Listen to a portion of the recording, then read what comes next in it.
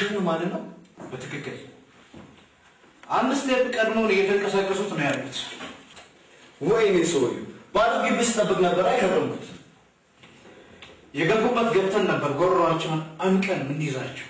ምን ያደርጋል አፈና የተካሄደባቸው ሰዎች ትክክለኛ መረጃ አልሰጡም። ምናልባት ግን ለሌሎች ጣቢያዎች ካመለከቱስ? ደውዬ ቼክ አድርጌያለሁ። የትኛውም ጣቢያ ሪፖርት አልተደረገም። ህብረተሰቡ ከፖሊስ ጋር ካልተባበረ ወንጀለኞችን እንዴት ማጥፋት እንችላለን?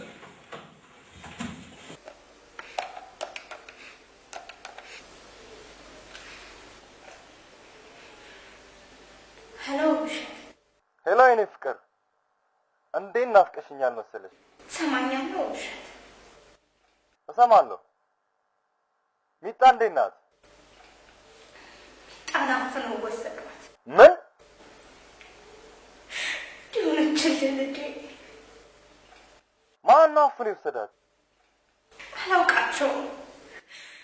ምን ፈልገው ነው? እንዴት ሊወስዷቸው? ከትምህርት ቤት አንጥቻ ስመለስ ነው። የሚፈልጉት ብር ነው።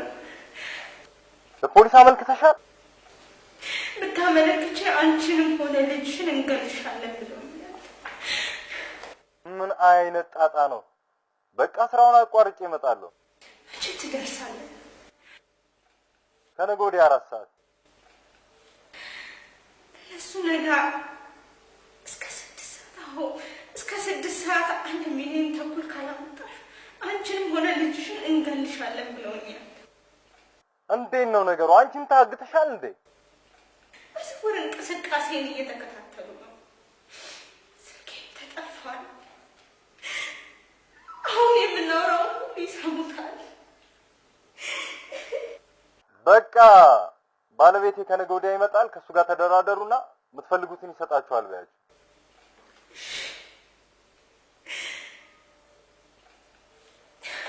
አሁን ነው 500 ሺህ ብር ካመጣች ለምን ጨዋታውን አንዘጋው? ምናልባት ለፖሊስ አመልክታችንም እንዳናጣ። ኖ 1 ሚሊዮን ብር ካልሆነ አይሆንም። በታምር ሐሳባችንን መቀየር የለብንም። እናንተ ምን ነክቷችኋል? እንደዚህ ምን ዘላብድ ምናምን ከሆነ አቅም እንደሌለ ምናምን አስባ ልታጠቃ ትችላለች። በዚህ ላይ ደግሞ 1 ሚሊዮን ብር መጥቶ ምን ሊሰራልን? የሐሺሽ ንግዱን ለመጀመር ስንት ነው የሚያስፈልገው?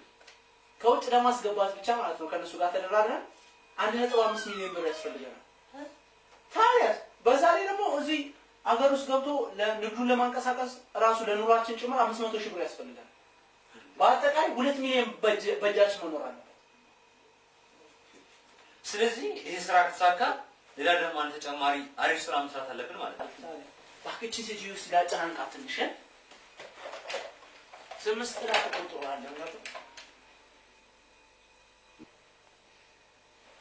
እሺ ሜዲቱ የደረስሽ? ለባሌ ደውዬለታል። አይውልሽ አንዱ ጓደኛችን አሁን የተጠለፈውን ስልክ የተቀደውን ካሴት ሊያመጣልን ሄዶ አንድ ነገር ደብቀሃለሁ ብትይ በኋላ ሁሉ ነገር ባንቺ ነው የሚመስለው። ሁሉንም እንዴት ማስታወስ ይችላል? እሺ ምን ተነጋገራችሁ? ከነገ ወዲያ መጥቼ እኔ ራሴ ተደራድሬ የሚፈልጉትን ሰጣቸዋለሁ ብሏል።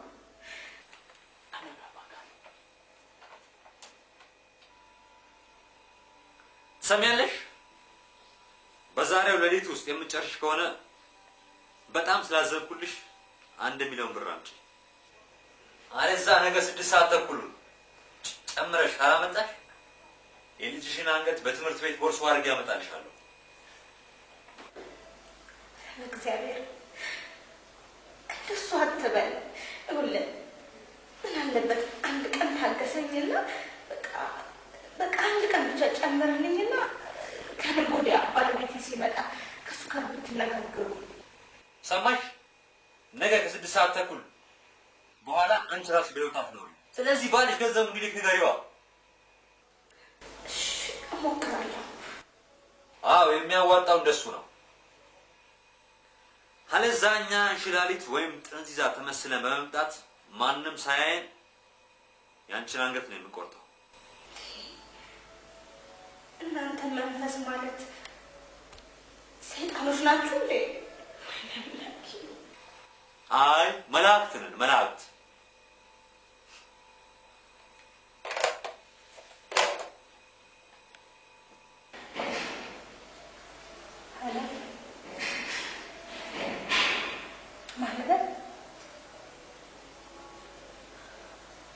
ልጄ መታከሙን ማን ነገረ?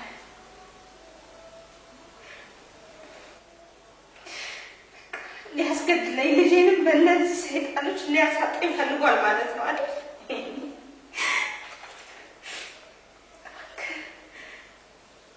ምን ሰማ? ስልኬ ተጠልፏል። እያንዳንዱ ግንኙነቴን ይሰማል።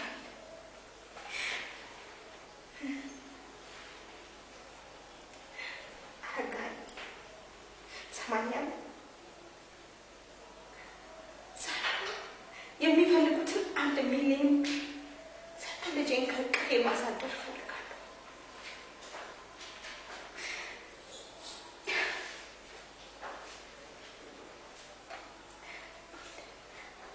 እኔ በእነዚህ ጉዳይ የልጄም ሆነ የኔ ህይወት እንዲሁም የማንም ህይወት እንዲጠፋ አልፈልግም። ሁሉም ቢሆን ነገር ሰርቻለሁ። ልጄን ብቻ በሰላም ውስጥ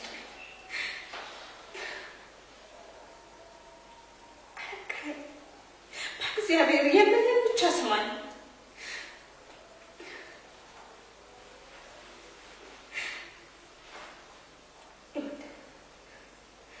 ከአንተ የምፈልገው በአጭር ሰዓት ውስጥ 500 ሺህ ብር ብቻ ይዘህልኝ እንድትመጣ።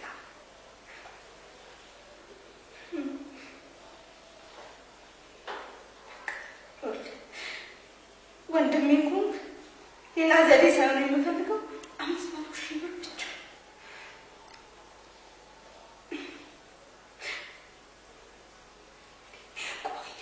ምንድን ነው የምትጠቀሙት?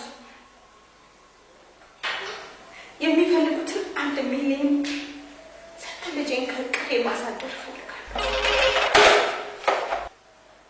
በሞት ምንድን ነው የምትጠቀም? ምን ሆነሻል? ምንድን ነው የምታወሪው? ለምንድን ነው ለወንድሜ የልጄን መታፈን የነገርከው? ዙሪያዬ በዘራፊዎች እንደተከበበ ነገርኩህ አይደል? ለወንድምሽ መንገር መስጠት አለው እንዲረዳሽ ነው። ዛሬ ነው 1 ሚሊዮን ብር ሰጥቻቸው ልጄን ይቀበላል። ብሩን ቀነሱ ማለት ነው? ዛሬ ከሰጧቸው በ1 ሚሊዮን ብር ይሰጡ። ወይኔ ሰውየው ቤት አለመኖሬን አውቀው ነው እንደ የቀለዱት።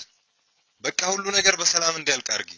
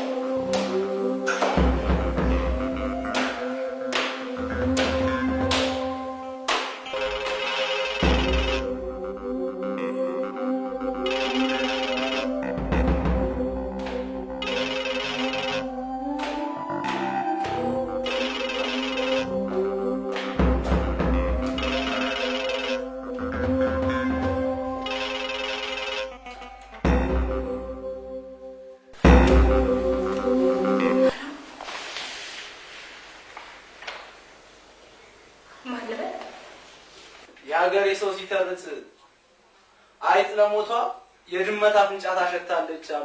ደሞ ምን አደረኩ?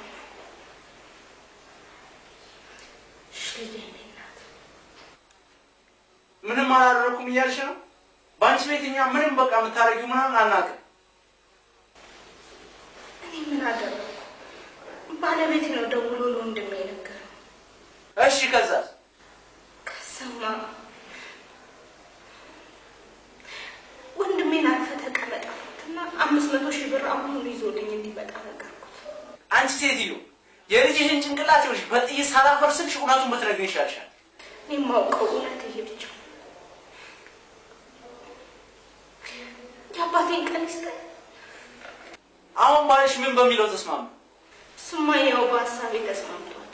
ምን በሚለው ዛሬውኑ 1 ሚሊዮን ሰጥቻችሁ ልጄን እንድትሰጡ። አሁን ገንዘቡ ተዘጋጅቷል?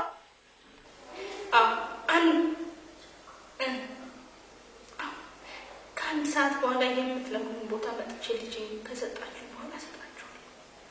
እሺ ይኸውልሽ የአጋይ ታጋይ ድራማውን የሚመራው ኃላፊያችን የሚሰጥሽን መመሪያ ሙሉ በሙሉ በጥንቃቄ ስም።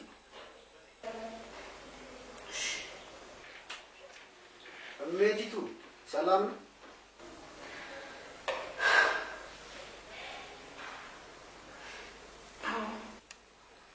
ከሚነገርሽ አንዱ ብትሳሳቺ ውጤቱ ባልጠበቅሽው መሰረት ሞት ስለሚሆን አሁን የሚነገርሽን በጥንቃቄ ስም። ብሩን በሻንጣ ውስጥ ታረጊና ከመኪናሽ ቢያንስ 150 ሜትር ርቀሽ ከነሻንጣሽ ትቆሚያለሽ። አንቺ ባለሽበት አካባቢ በምንም አይነት ምክንያት ሚሊቴሪ የሆነ ሲቪል የለበሰ ፖሊስ መታየት የለበት።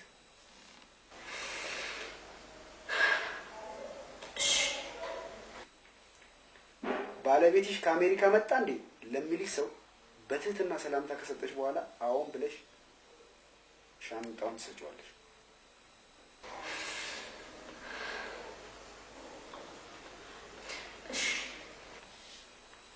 ከዚህ በኋላ መኪናሽን በማስነሳት ቀጥታ ወደ ቤትሽ ትሄጃለሽ። ልጄን ሳላቅ አትቸኩይ። እኛ ብሩን ቆጥረን የተባለው መሆኑን ካረጋገጥን በኋላ ልጅሽን ከየት እንደምትወስጃት እንነግርሻለን።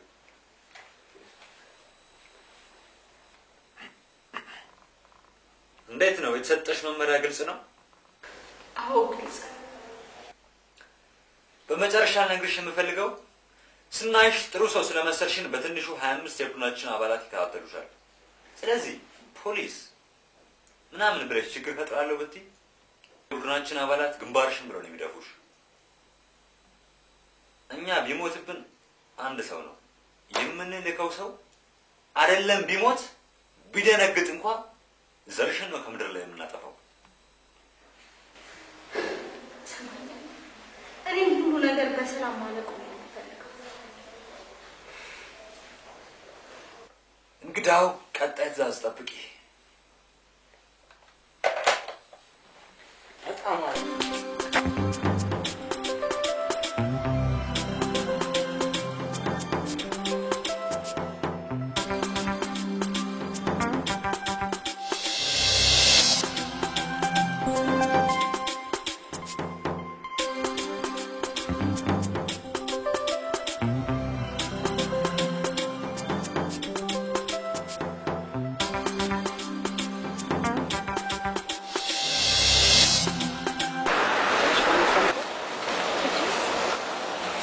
በኋላ እናወራለን። አሁን ያሽውን ብር አረጋግጠን ነው ልጅሽ እባክህ ሰላም ሴትዮ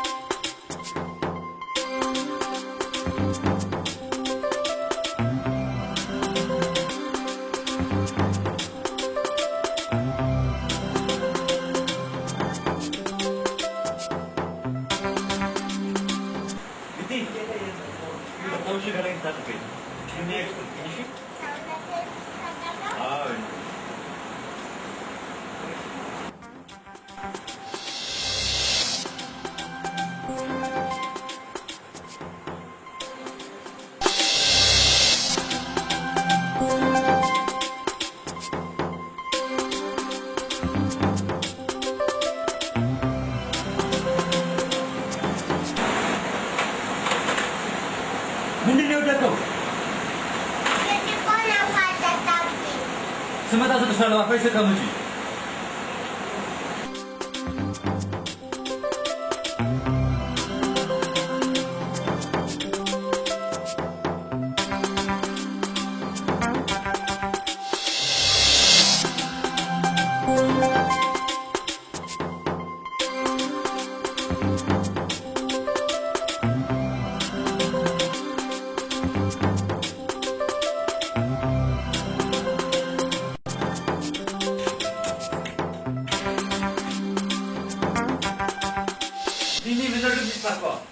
Anne şimdi. He?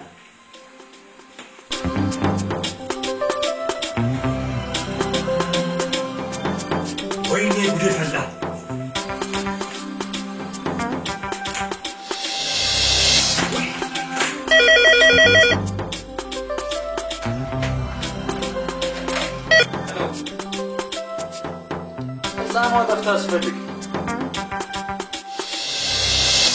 ታምረኛ ልጅ ጠፋች የትልገለ በቃ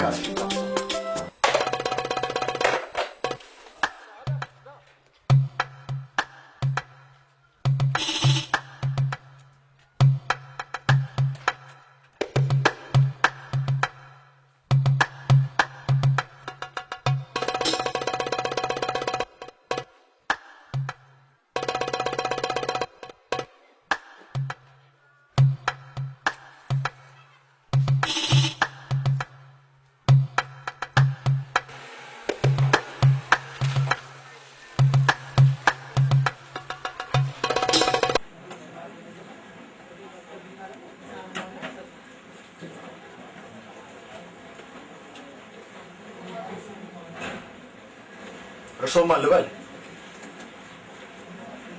ይቅርታ ነው ቤት የምደውለው ከፖሊስ ጣቢያ ነው። ተረጋጊና እናግኝ። ሊጠፍቶብሻል? ስሟ ማን ነው? ይኸውልሽ ልጅሽ እኛ ጋር ናት። ማለት ካፈኗት ሰዎች ጠፍታ መንገድ ላይ እናገኘናት። ካጋቾቹ ጋር ተስማምተሽ ሰጠሻቸው? የምትገርሚ ነሽ። ከአንቺ እቺ ህፃን ልጅ ትሻላለች። ራሷን አስመለጠች። ለማንኛውም በአስቸኳይ ጣቢያ ድረስ ነኝ። እሺ አመሰግናለሁ።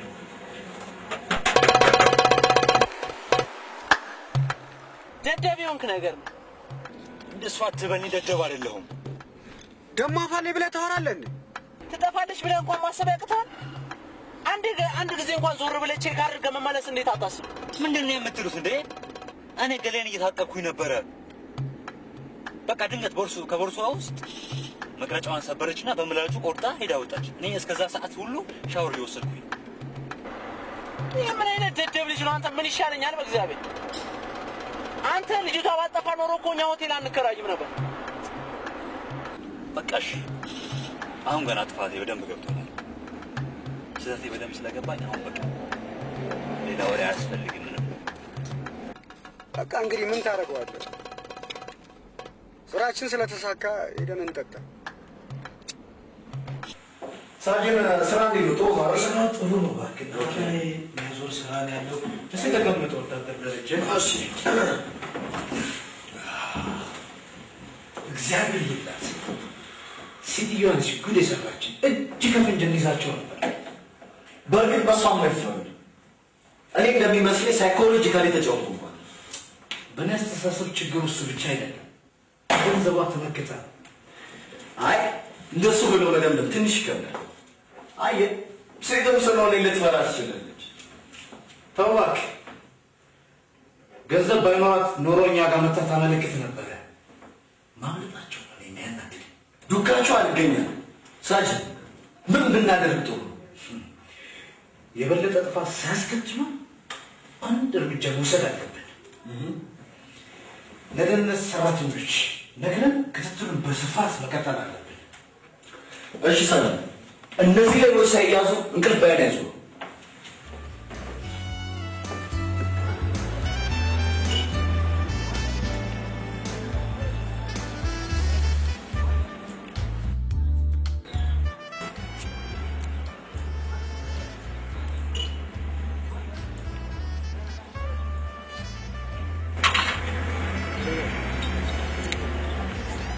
ሰውየው መሳሪያ እንዳለውና እንደሌለው በደንብ መታወቅ አለበት።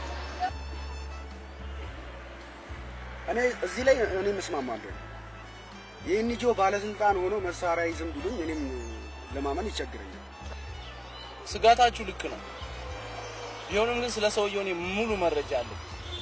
በትርፍ ጊዜው ምናምን ራሱ የሆነ እዛ ጴንጤዎቹ ቤተክርስቲያን እዛ ትምህርት ምናምን ያስተምራቸዋል። ድብን ያለ ጴንጤ ነው። ስለዚህ መሳሪያ ሊይዝ አይችልም። ጴንጤ ስለሆነ ብቻ መሳሪያ ይዝም ያለ ማለት እባክህ እነሱ እግዚአብሔር ጠብቀና ምናምን ነው የሚሉት። እንደሱ የሚሉት ምንም የሌላቸው ድሆቹ ናቸው። እኔ በበኩሌ የኤንጂኦ ባለስልጣንና ባለብዙ ሀብታም ድርጅት ሆኖ መሳሪያ አይዝም ብትለኝ ላምን አልችልም። ለማንኛውም ይሄ አሁን እኛን ሊያስጨንቀን አይገባም። አሁን አንድ ራሷን በመቀየር የተሰጣን ተልእኮ ልትወጣ የምትችል ሴት ልጅ ይፈልጋል። ለምን ተልእኮ? ምን መሰለህ?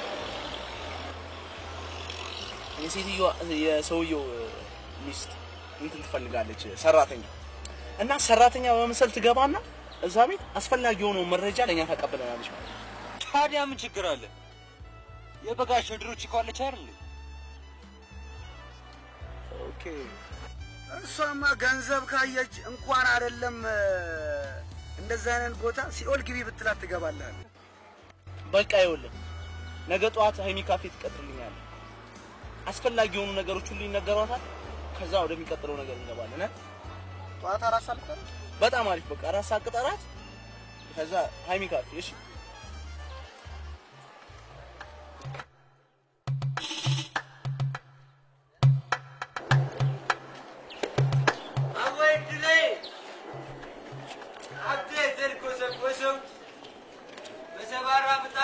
ታመሰው ስለመብራት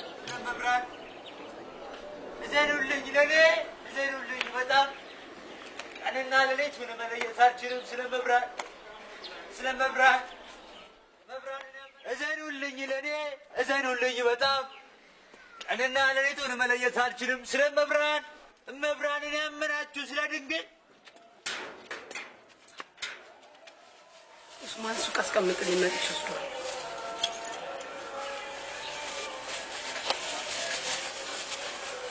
እናትዬ መብራት ታኑርልኝ።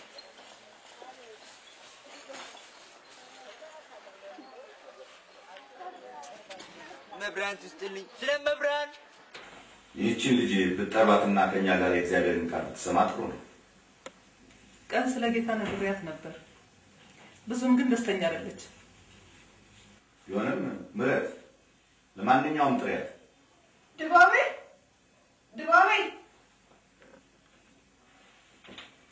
አቤት ፈለጋችሁ? አዎ አሁን የእግዚአብሔርን ቃል አንብበን ልንጸልይ ነው።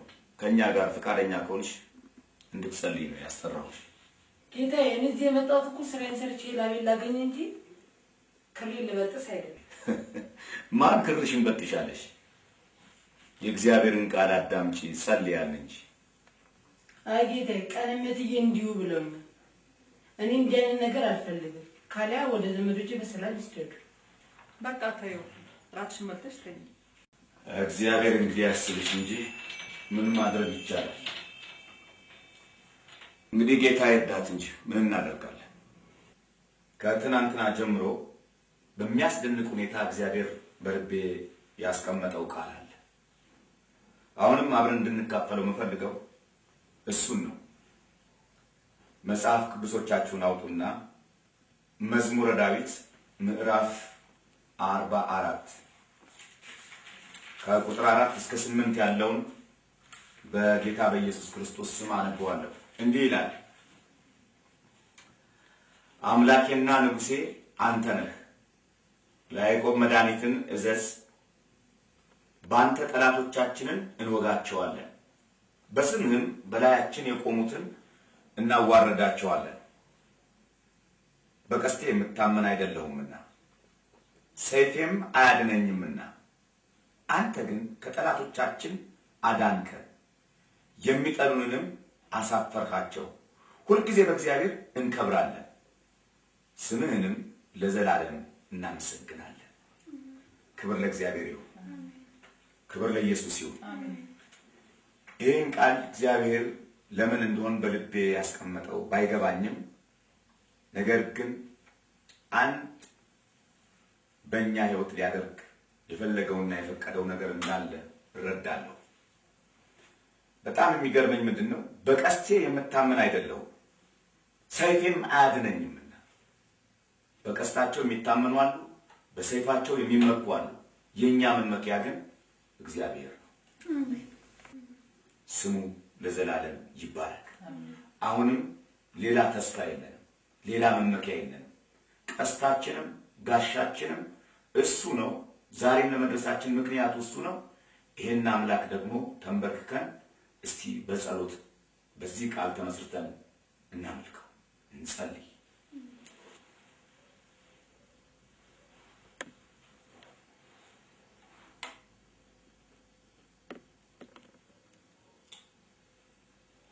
እናመሰግናለን፣ እንባርካለን፣ ስምህን ከፍ ከፍ እናደርጋለን።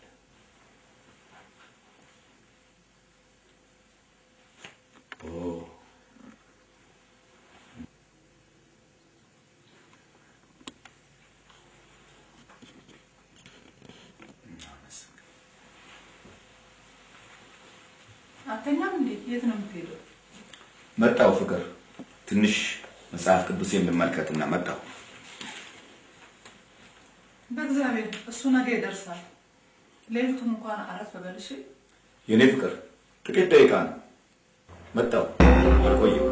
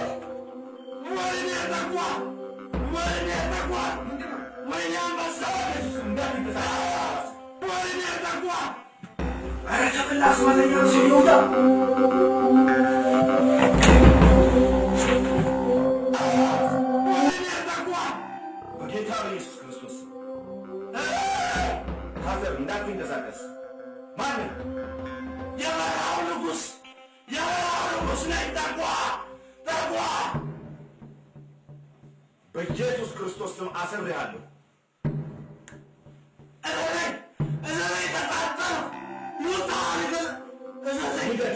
ንገር በኢየሱስ ስም። ምን ታረግ ነው የመጣው? ደሙ የጠጣው ነፍሱ ላጠፋው ነበር። በኢየሱስ ክርስቶስ ማን አንተ? ግለጥ ራስህን። የበረሃው ንጉሥ ተጓዳኝ ተቃጠልኩ። ኢየሱስ ስም አሁን አዝዣለሁ። በጌታ ስም 3 ጊዜ በኃይል ጮኸህ እንድትወጣ አዝዣለሁ። አንድ ሁለት ኢየሱስ ስም ምንድን ነው? በጌታ በኢየሱስ ክርስቶስ ተነስ። ኢየሱስ ይወዳል። አይዞህ አይዞህ አይዞህ። ማን ነው? ለምን ይወደኛል? ኢየሱስ ይወዳል። አይዞህ ቁጭ በል እዚህ ቁጭ በል። በእናታችሁ እንዳትገሉ። ማንም አይነካ። ኢየሱስ አድኖሃል። ማን ነው ኢየሱስ? በእናታችሁ እንዳትገሉ። አይዞህ በጌታ በኢየሱስ ክርስቶስ እርዳታ በብላቴናው ላይ በረታ። ተረጋጋ። አይዞህ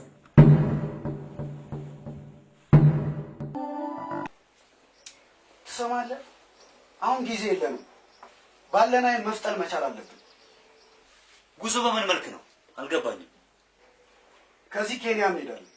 ከኬንያ ሞዛምቢክ፣ ከሞዛምቢክ ደቡብ አፍሪካ እንገባለን። በሉ ሂሳቤ ስጠኝና እንጦሮጦስ ወላድ። የምን ሂሳብ አሉ እንዴ? ምን ታፈጫለሽ? አስረጂው። ምን ብለን የተስማማ ነው? እሱማ አልተሳካም። የሆነ አስማተኛ ሰውዬ ወንድማችንን ወስዶ አስቀራርን። እሱማ የእናንተ ችግር ነው። እኔ ግን ኃላፊነቴን በትክክል የተወጣው መሰለኝ። ስራው አልተሰራም። ከየት አምጥተን ነው የምንሰጥሽ? ደቡብ አፍሪካ የምትሄደው በአየር እንዳሞራ በመብረር ነው? ሴትየው ይሄ ሌላ ገንዘብ ነው።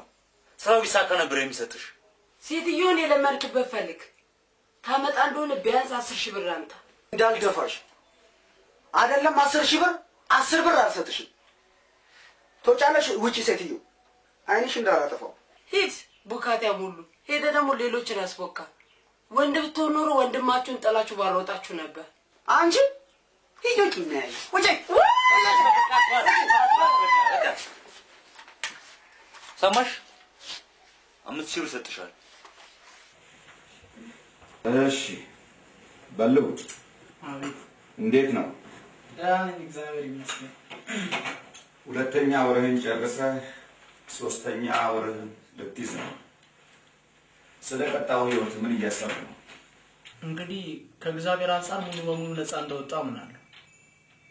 ደግሞ ከህግ አንጻር ነፃ ለመውጣት እጄን ለመንግስት መስጠት ይኖርብኛል። እግዚአብሔር ይመስገን። ይሄ በክርስቶስ ዳግም ለመወለድህ ትልቅ ምልክት ነው። እንዴት አባዬ? አልገባኝም። አንተ ላይ ገባ ይችላል። እኔ ግን ስጠብቀው ነበር። ይኸውልህ የህሊና ነፃነቱን ለማግኘት ሲል ራሱን ለህግ አሳልፎ የሚሰጥ ሰው በእርግጥ በክርስቶስ ዳግም የተወለደ ሰው ብቻ። አባዬ አሁን እኮ በልሁ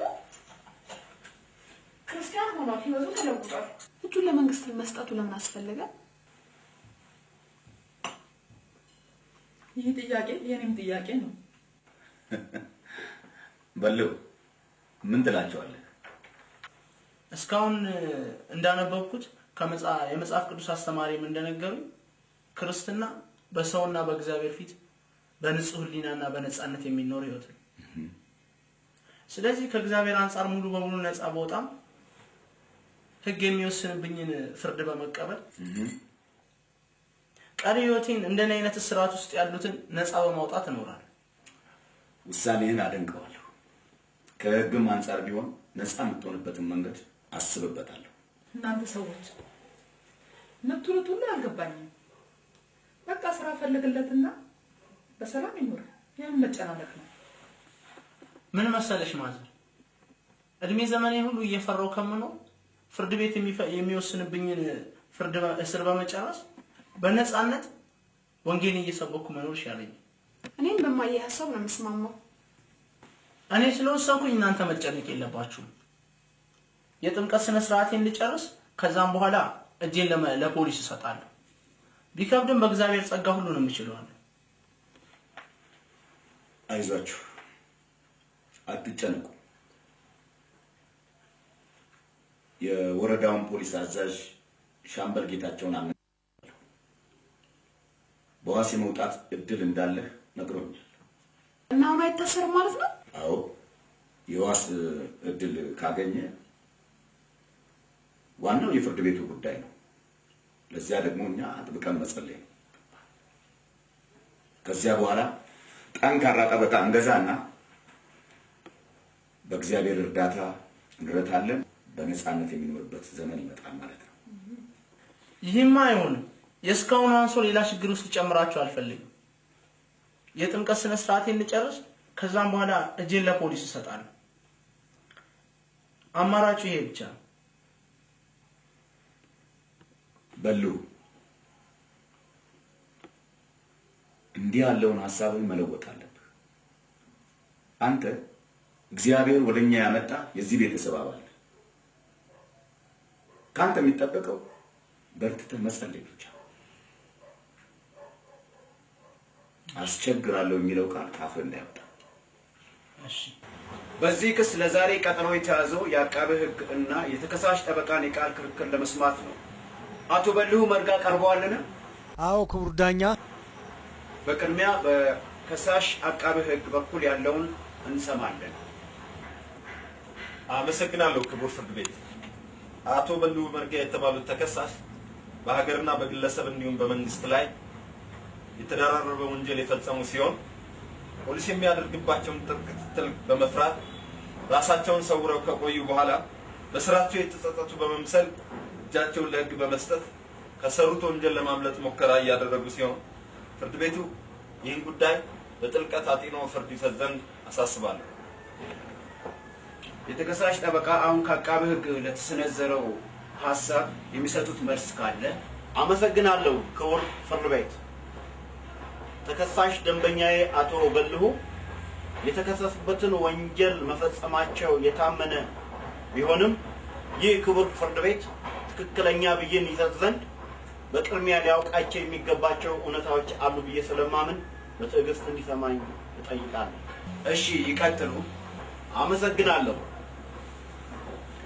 አስቀድሜ ላሳውቅ የምፈልገው ደንበኛዬ በሕፃንነታቸው እናትና አባታቸውን ያጡ ከመሆናቸው የተነሳ በጎዳና ላይ ተጥለው በዛው ያለ ፍቅርና ልጅ ሊያገኘው የሚገባውን እንክብካቤ ሳያገኙ ያደጉ ሰው ከመሆናቸውም በላይ በቀለም ትምህርት ብዙም ያልገፉ ወላጆቻቸውንም ያጡት ርህራሄ በጎደለው በወንጀል ድርጊት ከመሆኑ የተነሳ ይህ ድርጊት በልጅነት አእምሯቸው በመቀረጹ ለወንጀል ስራ ዳርጓቸዋል።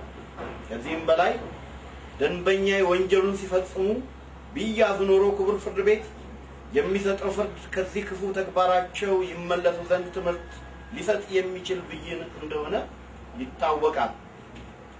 ደንበኛዬ ግን እሳቸው እንደሚሉት በመለኮታዊ ጣልቃ ገብነት ከመጥፎ ተግባራቸው በመታረም ህብረተሰብን የሚጠቅምና ሀገርን በሚያለማ እውነተኛ የክርስትና ሕይወት በመኖር ላይ ስለሆኑ በተጨማሪም ከአቃቤ ሕግ ሌላ ወንጀል የፈጸሙባቸው ሰዎች ሊከሷቸው ስለማይፈልጉ ክቡር ፍርድ ቤት ይህንን እውነት በአጽንኦት እንዲያየው አሳስባለሁ።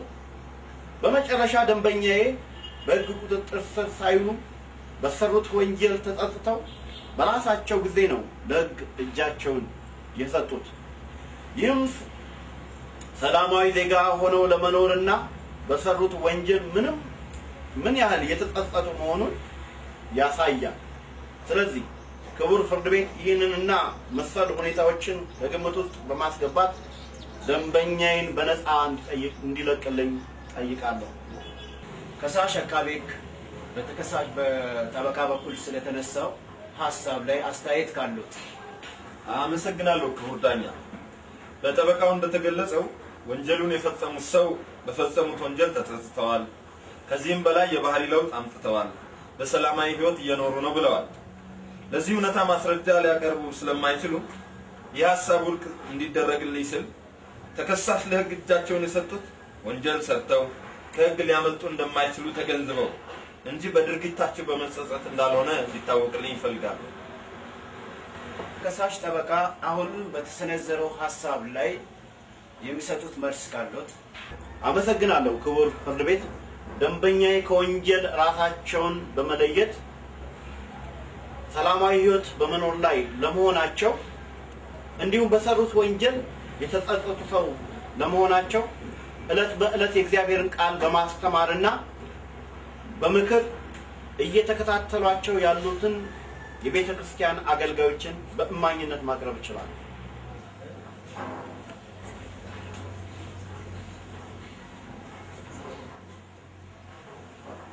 በከሳሽ አቃቤ ሕግ በኩል ተከሳሽ ማስረጃ አቅርቦ ማስረዳት አይችልም ሲሉ፣ በተከሳሽ ጠበቃ በኩል ደግሞ እውነታውን የሚያስረዱ ማስረጃ ማቅረብ እንደሚችሉ ስለተገለጸ በተከሳሽ በኩል የሚቀርበውን የምስክር ቃል ለመስማትና ብይን ለመስጠት ለጥቅምት 5 ቀን 1992 ዓ.ም ተቀጥሯል።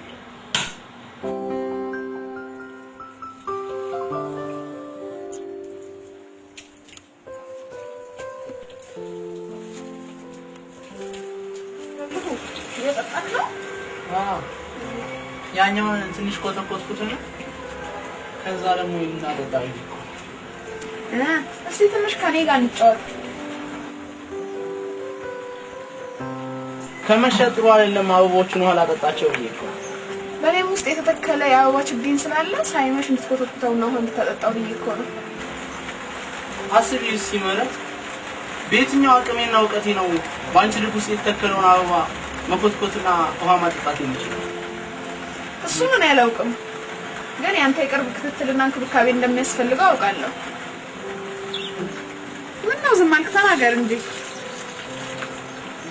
ምኑን ልናገር ምህረት? እነዚህን ደጋግ እናትና አባቶችሽን ማሳዘን አልፈልግም። እማዬና አባዬን ማሳዘን ብሎ ነገር አሁን እዚህ ጋር ምን አመጣህ? ሆድ ሲያቅ ዶሮ ማታ እናድርገው ነገር። ንግግሩ ሁሉ ዘወርዋራ ነው። ግልጽና ቀላል አይደለም። አባይ ማደሪያ የለው ግንድ ይዞ ይዞራል እንዳሉት ነው። ሽማግሌ ይመስል ተረት ማብዛት ትወዳለህ። ምን ለማለት ፈልገህ ነው? እስኪ አስቢው ምህረት፣ በየትኛው አቅሜና እውቀቴ ነው በአንቺ ልብ ውስጥ የተተከለውን አበባ መኮትኮትና ውሃ ማጠጣት የምችለው? ምን ያንሳል? ጌታ አንተ ሁሉም ሰጥቷል። ኧረ ተይኝ በእናትሽ፣ በሰላም እንኑርበት። ሰልፊሽ ማለት ራስ ወዳድ ነህ ምህረት። በእውነቱ እኔ ራስ ወዳድ አይደለሁም፣ ግን አደርገው ዘንድ የጠየቅሽን ጥያቄ ልመልስልሽ አቅም የለኝም። ባጭሩ ልንገርህ መልኩ እጅ ተዘርግቶ ልቤን ከፍቶ ለፍቅር ጋብዘሃል። እባክህን እሺ በለኝ። አንድ ጥያቄ ልጠይቅሽ። እሺ ቀጥል። እነዚህ በምሽት የምናያቸው ውብ ከዋክብት ስላማሩና ውብ ስለሆኑ ብቻ ከምድር ዘለን እንይዛቸው እንችላለን? እኔ አይቻልም ብሎ ነገር አይገባኝም። ምክንያቱም ለሚያምን ሁሉ ስለሚቻል። ፍቅር እኮ በኑሮና በእውቀት በመመሳሰልና በመመጣጠን ካልተቃኘ ያ ሊፈርስ ይችላል። ማለትም የአበባው ችግኝ የመድረቅ አደጋ ሊያጋጥመው ይችላል ማለት ነው። አልገባኝም። ግልጽ ይመስለኛል። አንቺ በቅርቡ ትመረቂያለሽ፣ ማለትም ዲግሪሽን ትይዣለሽ ማለት ነው። እና የኑሮ ደረጃሽም ከፍ ይላል ማለት ነው። እኔ ደግሞ እንደምታየኝ ነኝ። ስለዚህ አስቸጋሪ ነው። እኔ የምለው ግን አንተ ክርስቲያን ነህ? እንዳልሆንክ ትጠራጠሪያለሽ? ታዲያ ክርስቲያን እንደሆንክ እንደ ክርስቲያን ተናገር፣ እንደ ክርስቲያን ደግሞ ማስብ። እኔ ግን እውነተኛ የፍቅር ምርኮኛት ነኝ። በቃ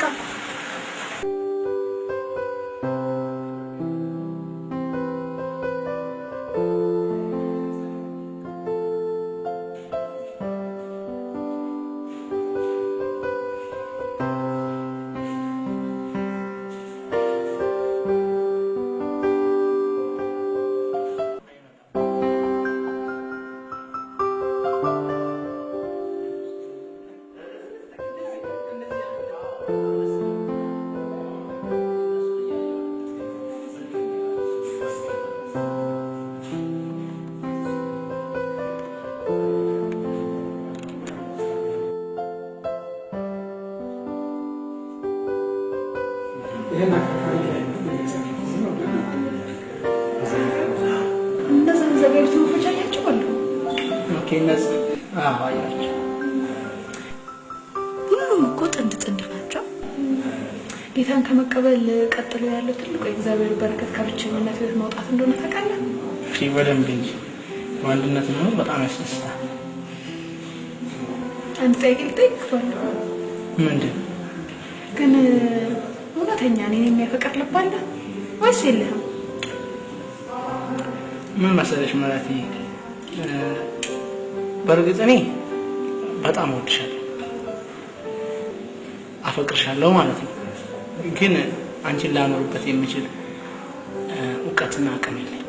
ፍቅር በራሱ ታላቅ መኖር እንድንችል የሚያደርገን የእግዚአብሔር ጸጋ እኮ ነው አይደል እንዴ? እርግጥ ፍቅር ከሁሉም በላይ ነው። እኔ ለምን ይሆናል ማለት አልችልም፣ ግን ስሜት የፈጠረው ጉዳይ ሆኖ ለሁለታችሁም አደጋ እንዳይፈጠር እሰጋለሁ። አባዬ እኔ ልጃችሁ ስለሆንኩ ብቻ ለምንድን ነው ነገራትን አመዛዝሜ እንደማላረግ አድርጋችሁ የምታስቡት? እኔ አሁን እየተናገርኩ ያለሁት የስሜቴን ነገር ሳይሆን አስቤበት ጸልዬበት የወሰንኩትን ጉዳይ ነው።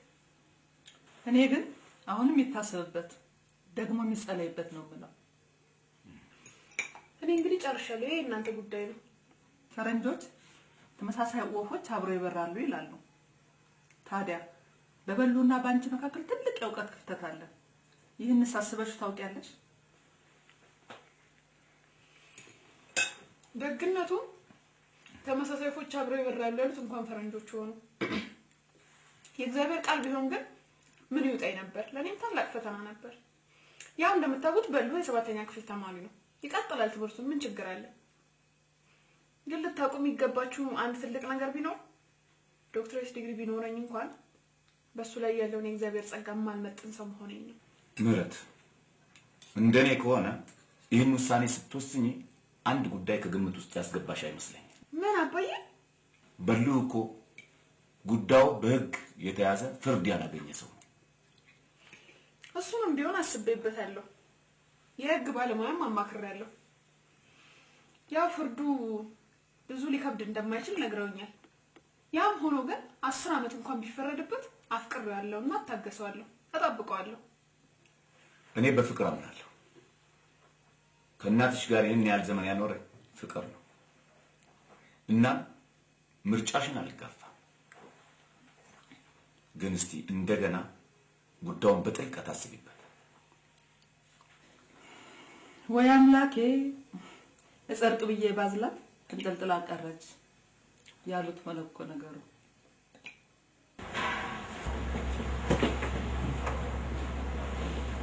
ተቀመጡ። የተከሳሽ አቶ በልሁ መርጋ ምስክሮች ቀርበዋልን? አሁን ክቡር ዳኛ ቃለ መሃላ ይፈጽሙ። የክርስትና እምነት ተከታዮች ናችሁ ወይስ የእስልምና እምነት ተከታዮች? የክርስትና እምነት ተከታዮች ነን። እጃችሁን ትችላላችሁ። እኔ የምለውን ከኔ ኋላ ትላላችሁ። በሐሰት አልመሰክርም። በሐሰት አልመሰክርም። በእውነት መሰክራለሁ። በእውነት መሰክራለሁ። በእግዚአብሔር ስም በእግዚአብሔር ስም እምላለሁ። እምላለሁ። አንደኛ ምስክር ይቀመጡ። አድራሻ ቦሌ ቀበሌ 04 የቤት ቁጥር 642 እድሜው 38 ስራ ወንጌል አገልጋይ ወንጌል አስተማሪ ማለት ነው። አዎ ወንጌል አስተማሪ። መጋቢ ይስሐቅ አብርሃም ስለ ተከሳሽ አቶ በልሁ መርጋ ምን የሚያውቁት ነገር አለ ያስረዱ። አመሰግናለሁ ክቡር ፍርድ ቤት። ስለ አቶ በልሁ ወደ ቤተ ክርስቲያናችን ከመምጣታቸው በፊት ያለውን ህይወታቸውን ባላውቅም እንደሰማሁት ከሆነ ብዙ ወንጀል የፈጸሙና ኑሯቸውና አስተዳደጋቸው በጎዳና ላይ እንደነበረ ከዚህም የተነሳ ለበርካታ ብልሹ ባህሪ ተጋልጠው እንደነበረ አስተውያለሁ።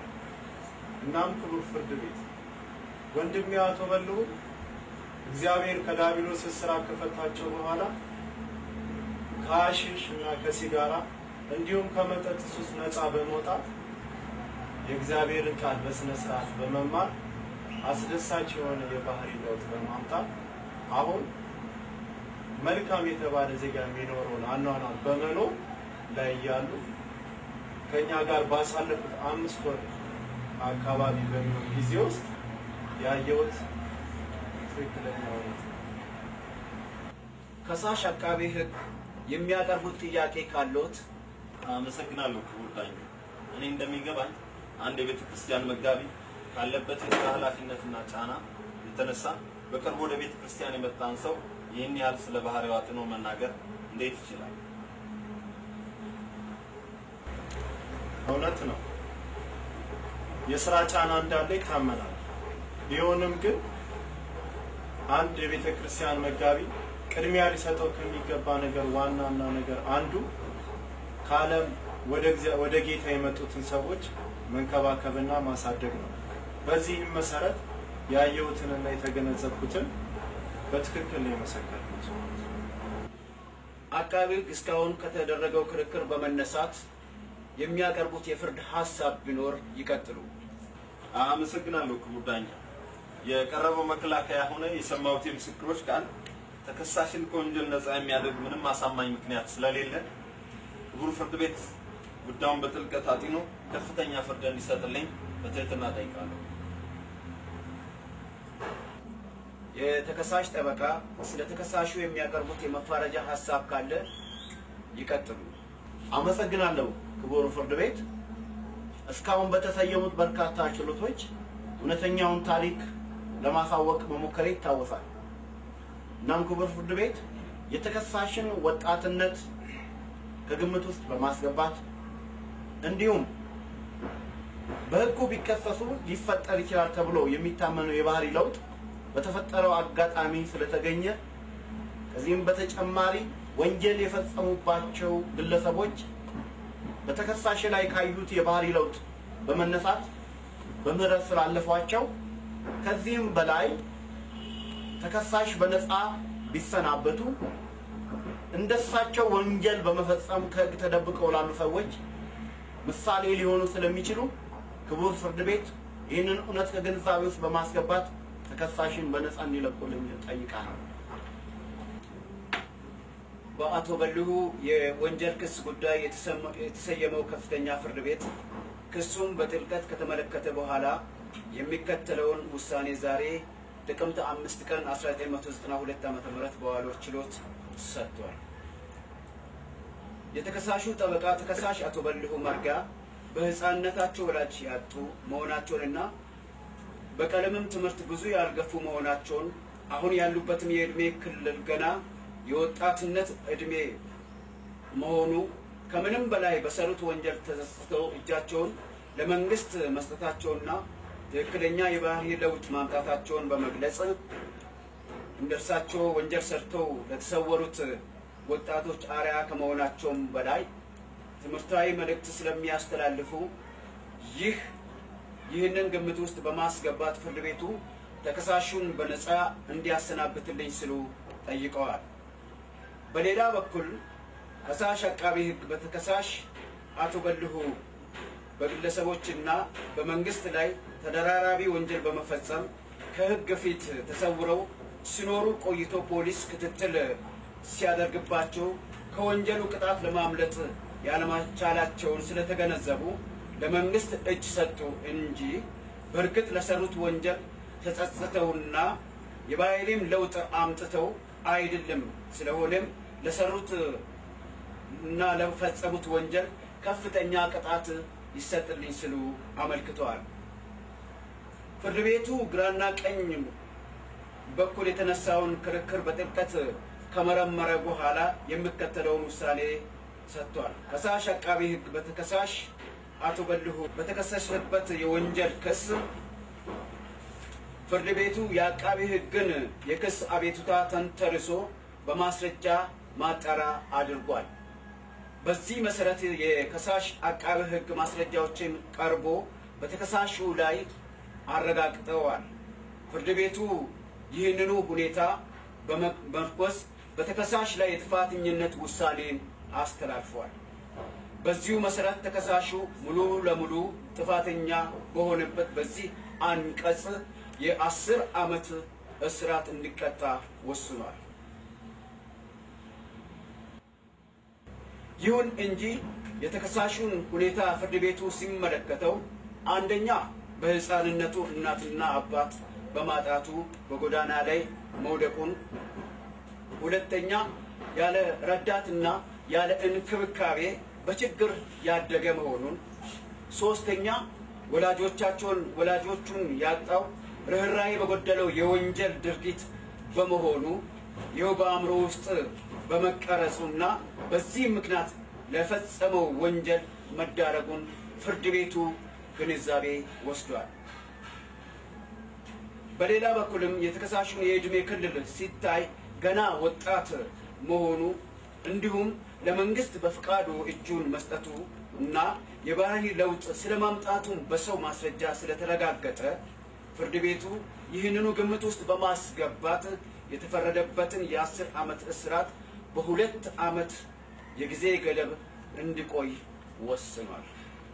ተከሳሹ በዚህ የ2 ዓመት ጊዜ ገደብ ከማንኛውም ማህበራዊ መብታቸው ታግደው በምንም አይነት ወንጀል ውስጥ ሳይገኙ የበደሉትን መንግስትና ህዝብ በመልካም ስራቸው እንዲክሱ ፍርድ ቤቱ ወስኗል። ከዚህም ውጪ በዚህ 2 ዓመት ጊዜ ገደብ ውስጥ ምንም አይነት ወንጀል ሰርቶ ቢገኝ ከዚህ በፊት የፈጸመው ወንጀል ታሳቢ ሆኖ የ10 ዓመት ጽኑ እስራት ከፈጸመ በኋላ በእገዳው ጊዜ የፈጸመው ወንጀል ፍርድ ቤት ቀርቦ በአንድነት በመታሰብ የሚታሰር መሆኑን በመግለጽ የአቶ በልሁ መርጋን ክስ በዚሁ ዘግቷል። ጥቅምት 5 ቀን 1992 ዓመተ ምህረት በግራና ቀኝ ቅሬታ ብኖር የይግባኝ መብት የተጠበቀ ነው።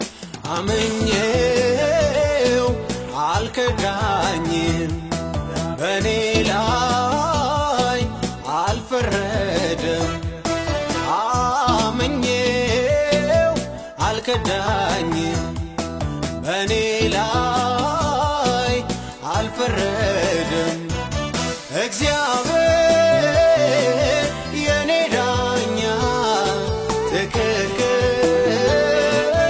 እውነተኛ እግዚአብሔር የኔ ዳኛ ትክክል እውነተኛ ሰው ፊትን አይቶ ሲፈርድ ጌታ ግን የልብን ነው ሁሉንም እንደ ሥራው አይቶ ነው የሚከፍለው በፍርዱ አይጸጸት ለካ እንዲህ ነበር አይል አስተዋይ ጥበበኛ እሱ ነው የኔ ዳኛ እግዚአብሔር የኔ ዳኛ ትክክል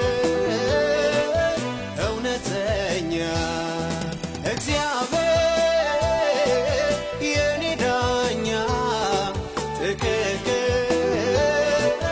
እውነተኛ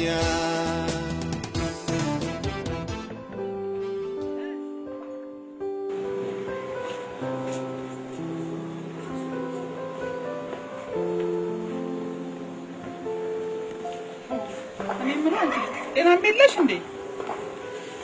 ለምንማ እኔ ፍጹም ጤነኛ ነኝ። ጤነኛ ከሆንሽ ማህረ እንደ ጤነኛ ሰው አስቢያ። እማዬ ፍቃዴን ተጨነሽ ፍቃድሽን ለማስፈጸም ፍጹም አትሞክሪ። በነፃነትና በእውነት አሳድጋችሁኛል። ዛሬ ደርሰሽ ፍቃዴን ልትጫኝ ስትሞክሪ በጣም ነው የገረመኝ። ምህረት አንድና ብቸኛ ልጄ እንደሆንሽ አዘንጊ እንዴ በሆነስማ ወግ ማዕረግሽ ማየት ፈልጋለሁ። ምን እንደምትይው እማዬ የኔን ወግና ማዕረግ የምታየው ድል ተደርጎ በተደገሰ ሰርግ ነው ማለት ነው?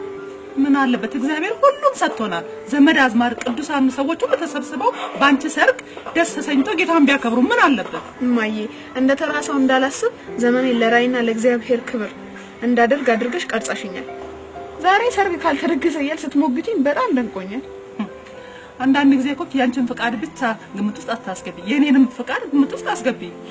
እሺ እማዬ እጮኛ በጎዳና ተዳዳሪዎች ላይ ወንጌል የመስራት የተቀጣጠለ ስሜት እንዳለው እያየሽ እኔ ደግሞ ወላጅ አልባ የሆኑ ህፃናቶች ላይ ያለኝን ከጥንት ጀምሮ ውስጥ የተቀረጸውን ራዕይን እያየሽ እና ለምንድን ነው ለሰርግ ከሚወጣ ለራዕያችን ማስፈጸሚያ ገንዘቡን ማትሰጡ? እሺ ማሚ ደማሽ ሰላም እንዴት ነሽ? አይ እንዴት ነህ? ምን ናችሁ ነው የተቀመጣችሁት? በዛ ላይ ደግሞ አታወሩ። የእናንተ ነገር በጣም እየገረመኝ መጥቷል። የማይኔና የምረት አዎ ምንድነው ማዘር? አንተም ሰርጋችሁ ያለ ድግስ እንዲፈጸም ታስባለህ? ማዘር ምን መሰለሽ ዋናውና ትልቁ ነገር በፍቅርና በቅዱስ ጋብቻ ወደ አንድ መምጣታችን ነው። ለምን ባልሆነ ነገር ገንዘባችንንስ ደግሞ ጊዜያችንንስ እናባክናለን? በስመ አብ የምትገርመው ናችሁ። ባልና ሚስት ከአንድ ወንዝ ይቀዳል የሚባለው እውነት ነው። እማዬ እሱ ነገር እኮ ለኛ ተይው በልሁ። የመጽሐፍ ቅዱስ ጥናት እንዴት ነው? ጥሩ ነው። አሁን ግን ትንሽ ከበድ እያለ መጥቷል። ብዙ መስራት እንዳለብኝ አስባለሁ። በርታ በል። ከሰራ ሁሉም ነገር ቀላል ነው።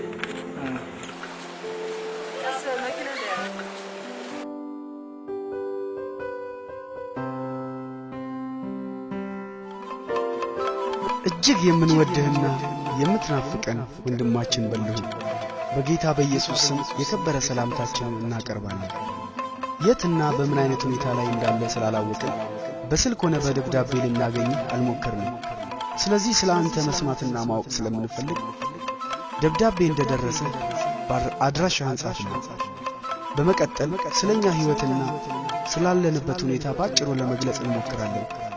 መቼስ ያንን ሰውዬ ለመዝረፍ በሌሊት ገብተን የተለያየንበትን ቀን መቼም ቢሆን አንረሳውም። አንተ ወድቀ ስትያዝ በፖሊስ አስመርተህ ታስይዘናለህ ብለን ስለፈራን ወዲያው ነበር ወደ ደቡብ አፍሪካ ለመሄድ ወስነን በሞያሌ በኩል ወደ ኬንያ ለመግባት የዘረፍነውን ገንዘብ ይዘን ነበር ጉዞ የጀመርነው።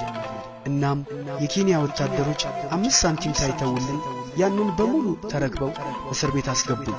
ባጭሩ ከኢትዮጵያውያን ዘርፈን ለኬንያውያን ሰጠናቸው።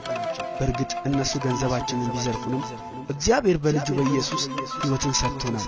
በልሁ ያኔ ያሰብነው ባለጸጋ የመሆን ምኞት መንገዱ እሱ ሳይሆን እውነተኛ የእረፍት የብልጽግና መንገድ ኢየሱስ ነው። እኛ በእስር ቤት ጌታ ኢየሱስን መስክረውልን በመቀበል ክርስቲያን በመሆን አዲስ ፍጥረት ሆነናል። ስለዚህ ባለበት ቦታ እውነተኛ ክርስቲያኖችን በመፈለግ ጌታን ተቀበል። አየበሉ ጌታን ከተቀበልክና ከኃጢአትህ ምሕረትን ካገኘ በሰውና በመንግስትም ከወንጀል ይቅርታን እንድታገኝ ያደርግሃል። በተረፈ ሰሞኑን እንደምንፈታ ተስፋ አለን። ወደ ሀገራችን እንደተፈታን ለመመለስ ወስነናል።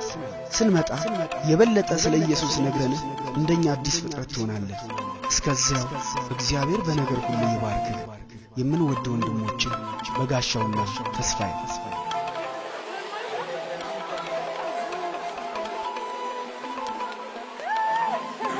ሙሽሮችን ወደዚህ ጋብዛለሁ። በጭብጨባና በእልልታ ተቀበሉ።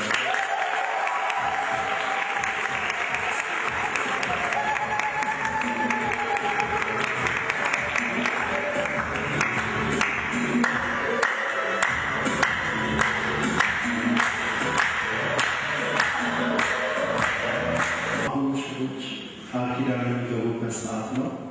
ቅድሚያ ሰጠው ለባለው አሁን እኔ የምለውን ደግሞ ይላል። ከወንድማችን ጀምራለሁ። እኔ የምለው በመቀጠል ይላል። እኔ በልሁ መድቅሳ ከጎኔ ያለችውን ምህረት ገላው የቃል ኪዳን ሚስቴ አርጌ ሳገባ በሐዘንና በደስታ በጤናም ቢሆን በህመም ጊዜ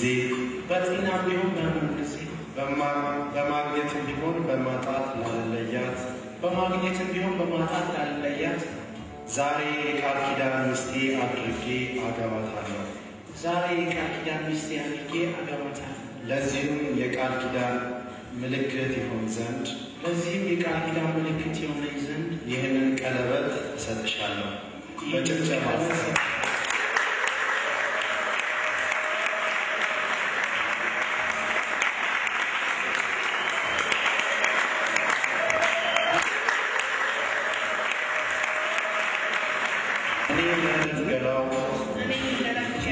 ከጎኔ ያለውን በልሁ መድቅሳ የቃል ኪዳን ባሌ አርጌ ሳገባ በሐዘንና በደስታ በጤናም ቢሆን በህመም ጊዜ በማግኘትም ቢሆን በማጣት ላለለያት ዛሬ ቃል ኪዳን ባሌ አድርጌ አገባዋለሁ። ለዚሁም ቃል ኪዳን ምልክት ይሆን ዘንድ ይህንን ቀለበት እሰጥሃለሁ። በጭብጨባና ምልክት